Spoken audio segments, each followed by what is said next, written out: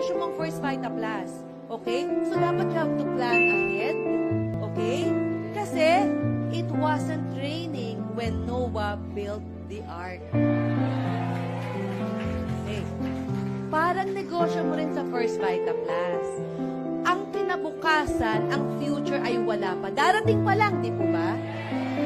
Pero hindi mo alam kung ano ang kinabukasan na naghihintay sa'yo. Pero ngayon pa lang, ang First Vita Plus, hinahanda ka na. Para anumang sitwasyon, meron ka pagtanda mo. Alam mo po ba ang pinakamasakit na mangyayari pag tumanda tayo?